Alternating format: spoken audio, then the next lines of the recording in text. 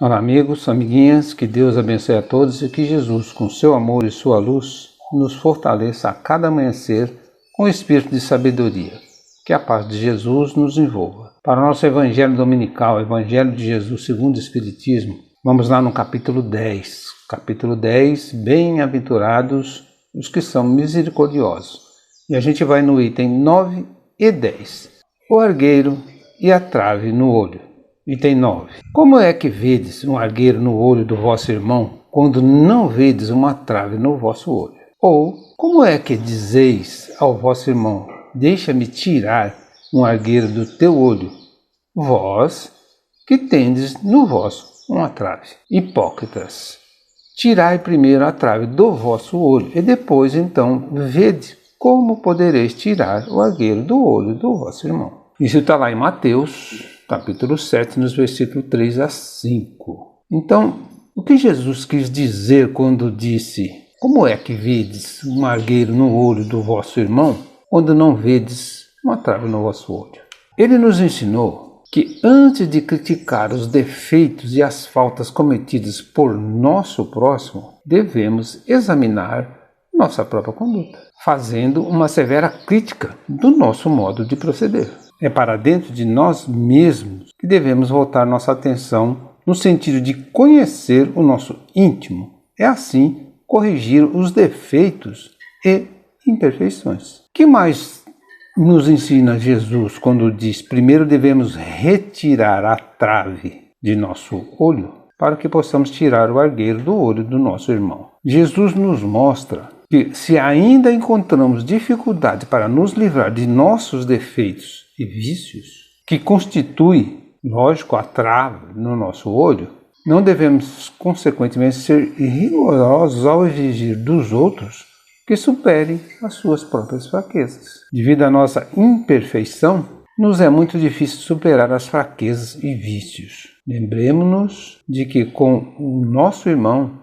sucede o mesmo. No item 10. Uma das insensatezes da humanidade consiste em vermos o mal de outrem antes de vermos o mal que está em nós. Para julgar-se a si mesmo, fora preciso que o homem pudesse ver seu interior num espelho, pudesse, de certo modo, transportar-se para fora de si próprio, considerar-se como outra pessoa e perguntar: que pensaria eu se visse alguém fazer o que eu faço?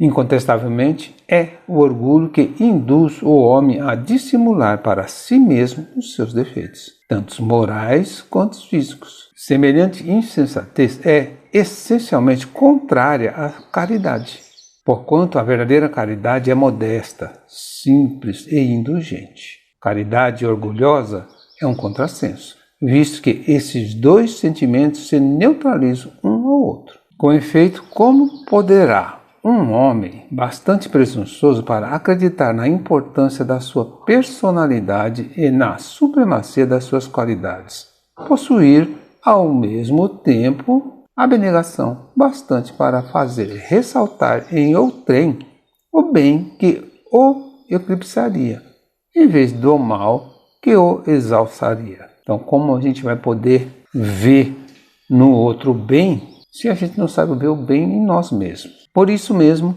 porque é o pai de muitos vícios, o orgulho é também a negação de muitas virtudes. Ele se encontra na base e como móvel de quase todas as ações humanas. Essa a razão por que Jesus se empenhou tanto em combatê-lo como principal obstáculo ao progresso. E aí podemos perguntar: é comum vermos as faltas dos outros antes de percebermos os erros que nós mesmos cometemos? É prática muito comum, fruto do orgulho e vaidade do homem, pois apenas quem não comete erros está apto a apontar a falha dos outros. As pessoas de maior progresso espiritual e que menos erros cometem, ao invés de julgar com rigor as faltas alheias, são as mais indulgentes e compreensivas para com as fraquezas do próximo. Que atitude devemos tomar antes de nos tornarmos juízes das ações do próximo?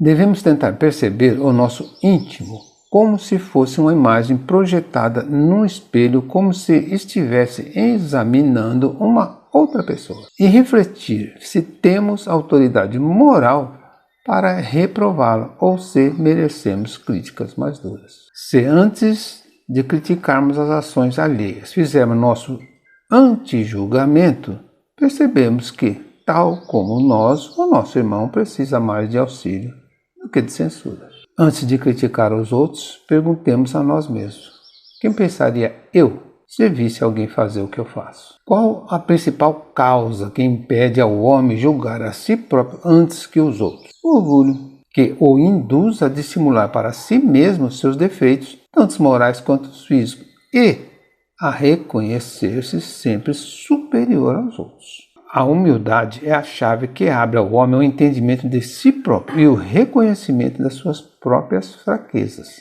tornando-o tolerante para com as fraquezas dos outros. Uma pessoa verdadeiramente caridosa costuma apontar os defeitos do próximo?